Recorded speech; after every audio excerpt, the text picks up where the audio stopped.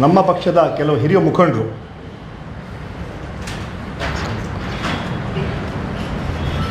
ಕಾಂಗ್ರೆಸ್ ಪಕ್ಷನ ಸೋಲ್ಸೋಕ್ಕೆ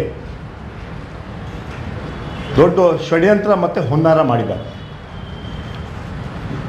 ಆದರೂ ಕೂಡ ಅಲ್ಪಸಂಖ್ಯಾತರು ಕಾಂಗ್ರೆಸ್ ಪಕ್ಷದ ಪರವಾಗಿದ್ದು ಕಾಂಗ್ರೆಸ್ ಪರವಾಗಿ ಓಟನ್ನು ಹಾಕಿದ್ದಾರೆ. ನಿನ್ನೆ ನಡೆದ ಚುನಾವಣೆ ದಾವಣಗೆರೆ ಹಾಗೂ ಬಾಗಲಕೋಟ್ ಚುನಾವಣೆಯಲ್ಲಿ ನಮ್ಮ ಇಂಟರ್ನಲ್ ಸರ್ವೆ ರಿಪೋರ್ಟ್ ಪ್ರಕಾರ ಎರಡೂ ಕ್ಷೇತ್ರಗಳಲ್ಲಿ ಅತ್ಯಂತ ಹೆಚ್ಚಿನ ಮತಗಳಿಂದ ನಾವು ಗೆಲ್ತೀವಿ ಅಂತ ವಿಶ್ವಾಸವನ್ನು ವ್ಯಕ್ತಪಡಿಸ್ತಾ ಇದ್ದೀವಿ. ಈ ಚುನಾವಣೆಯಲ್ಲಿ ಅದು ವಿಶೇಷವಾಗಿ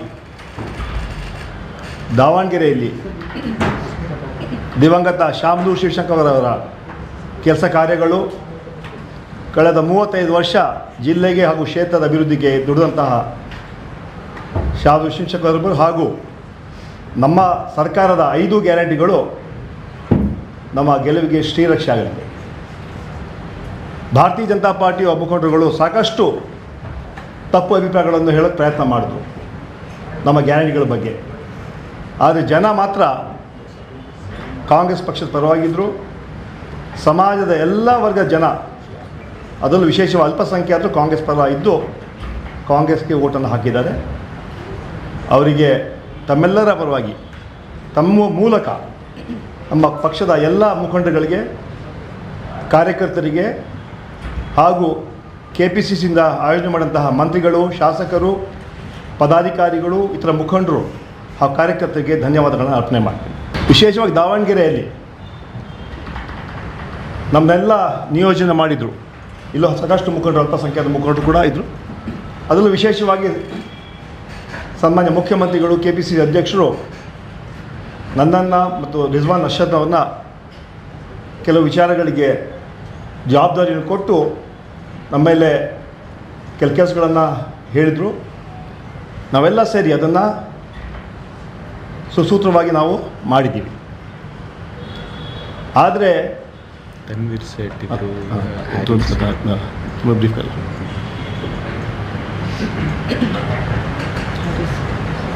ಆದರೆ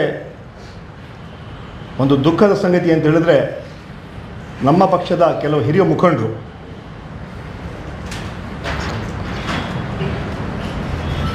ಕಾಂಗ್ರೆಸ್ ಪಕ್ಷನ ಸೋಲ್ಸೋಕ್ಕೆ ದೊಡ್ಡ ಷಡ್ಯಂತ್ರ ಮತ್ತು ಹುನ್ನಾರ ಮಾಡಿದ್ದಾರೆ. ಆದರೂ ಕೂಡ ಅಲ್ಪಸಂಖ್ಯಾತರು ಕಾಂಗ್ರೆಸ್ ಪಕ್ಷದ ಪರವಾಗಿದ್ದು ಕಾಂಗ್ರೆಸ್ ಪರವಾಗಿ ಓಟನ್ನು ಹಾಕಿದ್ದಾರೆ. ಈ ವಿಚಾರ KPCC ಅಧ್ಯಕ್ಷರಿಗೆ, ಮುಖ್ಯಮಂತ್ರಿಗಳಿಗೆ ಹಾಗೂ AICC ಮಾಹಿತಿ ಇದೆ. ಒಂದು ಜನ ಕಾಂಗ್ರೆಸ್ ಪಕ್ಷಕ್ಕೆ, ಕಾಂಗ್ರೆಸ್ ಪಕ್ಷ ಸಿದ್ಧಾಂತಗಳಿಗೆ, ಕಾಂಗ್ರೆಸ್ ಪಕ್ಷ ವಿಚಾರಧಾರೆಗಳಿಗೆ, 5 ಗ್ಯಾರಂಟಿಗಳಿಗೆ ಓಟನ್ನು ಹಾಕಿದ್ದಾರೆ.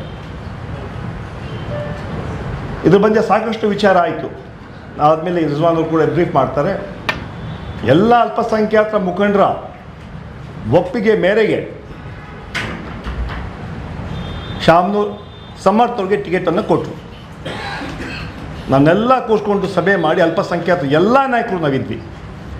ನಮ್ಮದು ಒಪ್ಪಿಗೆ ಮೇರೆಗೆ ಟಿಕೆಟನ್ನು ಕೊಟ್ಟು ಅವತ್ತು ಕಳಿಸ್ಕೊಟ್ರು. ಆದರೆ ಆದಮೇಲೆ ಕೆಲವು ತಪ್ಪು ಗ್ರಹಿಗಳನ್ನು ಮೂಲಕ ಕೆಲವು ಷಡ್ಯಂತ್ರಗಳು ನಡೆದಿದೆ. ಆದರೂ ಕೂಡ ಕಾಂಗ್ರೆಸ್ ಪಕ್ಷದ ಅಭ್ಯರ್ಥಿ ಸಮರ್ಥ್ ಗೆಲುವು ಖಚಿತ ಅಂತ ವಿಶ್ವಾಸವನ್ನು ವ್ಯಕ್ತಪಡಿಸ್ತೇನೆ.